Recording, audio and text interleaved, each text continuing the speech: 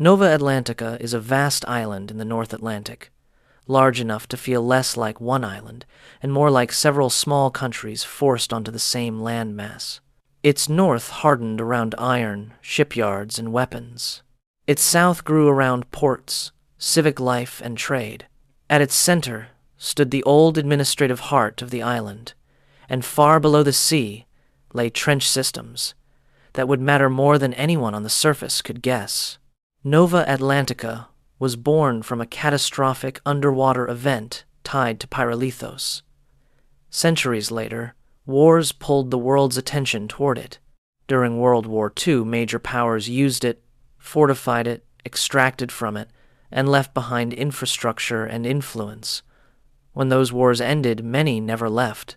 Europeans, North Americans, Russians, Japanese settlers, engineers, laborers, traders, and displaced families all remained, and over time they formed the mixed population that defined the island.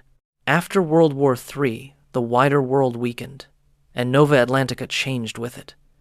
Wealthy dynastic blocks stopped acting like old families and started acting like governments.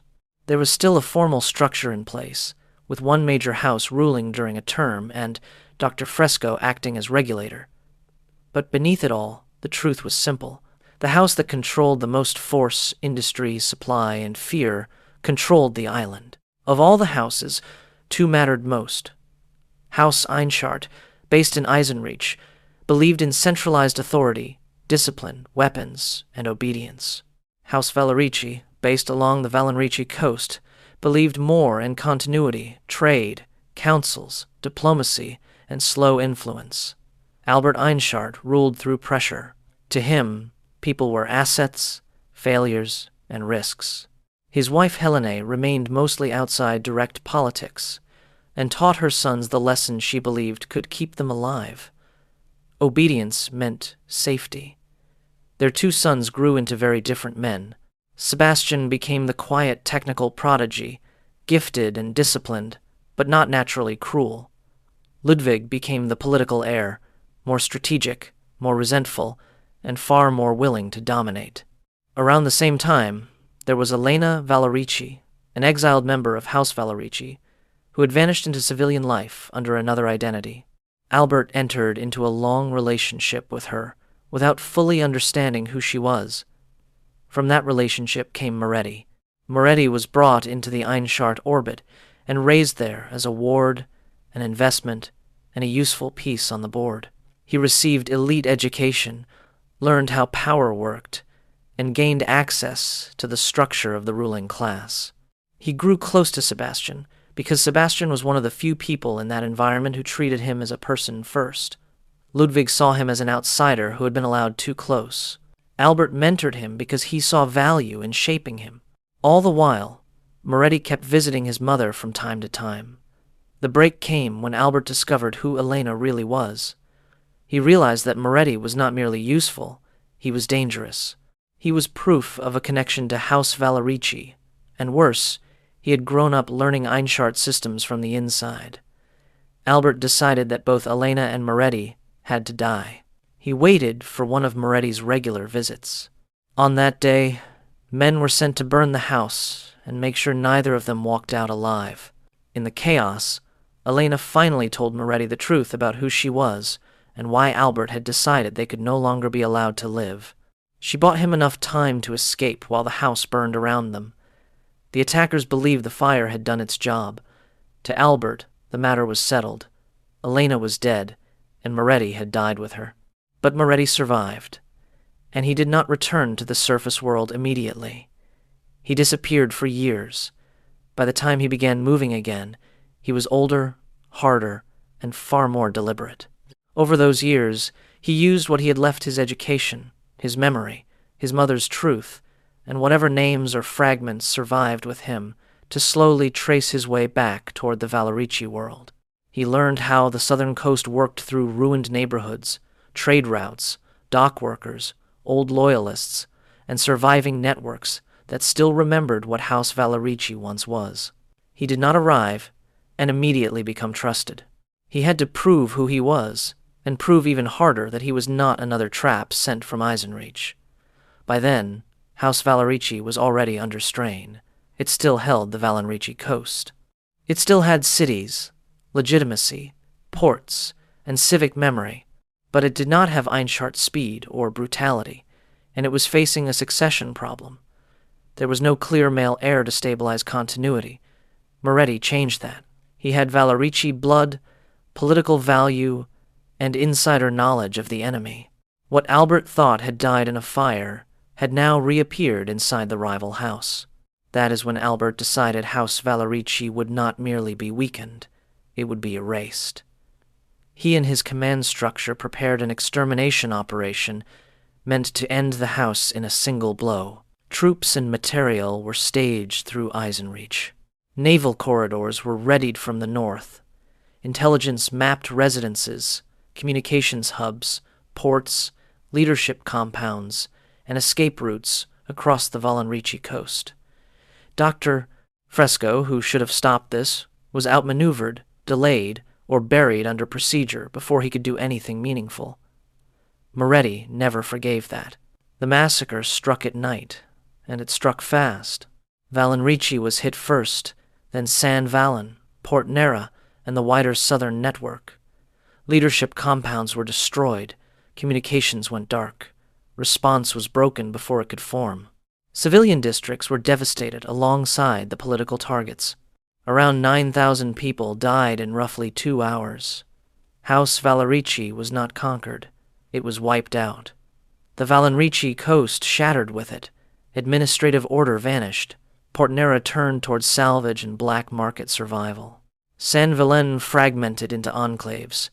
Refugees spilled into slum belts, ruined quarters, and unaligned inland zones. Sebastian was deployed as part of that operation, and this is where his life broke in two. During the assault, he encountered Moretti and was ordered to kill him. For the first time in his life, he refused. A superior moved to carry out the order anyway. Sebastian intervened, killed that superior, and in the struggle was hit by Einschart, weaponry designed to cause permanent damage, the kind meant to destroy nerves and leave the body ruined beyond normal recovery. He lost multiple limbs. In the chaos, the truth of what happened there never traveled cleanly back through the command chain. Moretti escaped with Sebastian and a small number of survivors. On the surface, Sebastian was declared dead. Albert let that lie stand. Ludwig did not fully believe it. That supposed death opened the way to the next phase. Moretti had now lost his mother, lost Valerici, and lost any reason to believe the house system could ever protect anyone. He withdrew with Sebastian and the survivors into the Black Trench exclusion zone and began building what would become Kravar. There, Pyrolithos changed everything. The material gave them power, independence, and the ability to survive without treaties, votes, or mercy. C1 became extraction, research, and storage. C2 became command and senior operations. C3 became living space, training, and daily life below the surface. Moretti became the strategic head. Sebastian, rebuilt through augmentation, became the weapons and systems authority. Valentin von Delhoff became the architect of reconstruction and biological continuity. Adriana Kessler kept the place secure. Marek Volkov, one of the old Valerici loyalists, turned belief in Moretti into devotion. Isabel Moreno kept the operation running. Radu Ionescu helped keep it human. Kravar did not rebuild itself like a normal army. It recruited, but it did so openly. It went to slums, poor districts, neglected belts, and communities that had been left to rot by the island above, and it made agreements. Families were compensated. Districts were helped. The recruit agreed to go. Once inside, the recruit's original body was euthanized and incinerated, and a lab-grown biological continuation became the body that lived on in Kravar. The person remained human in function, memory, and continuity, but there was no going back to what they were before. Death inside Kravar became temporary. This is the world in which present Zero Labs begins. Einschart dominates the surface through force and fear. Fresco remains, but no longer fully controls the machine he once tried to regulate. The Valerici world survives mostly as ruin, memory, and scattered loyalty. And below all of that, Crevar waits in the dark, hidden, disciplined, and built by people who have already learned that the surface can decide you are no longer allowed to exist. This was the story that led to Zero Labs. But there's older version, too. In that version, Nova Atlantica is sealed behind an impenetrable barrier created by Dr. Fresco. The core conflict there is tied to Pistis Resonance, an amulet, and 5 awakened figures whose powers become catastrophic. In that version, Ludwig, Moretti, Hanzo, and David are tied together more directly, and the player's role is more about finding the clues David left behind after he is killed. Pistis Resonance itself belongs mostly to that older layer. It is not magic and not religion, but a measurable cognitive physical phenomenon.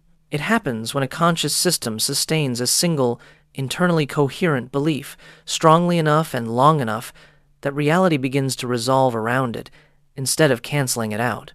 Under normal human conditions, this rarely happens because doubt, contradiction, and self-observation disrupt the process.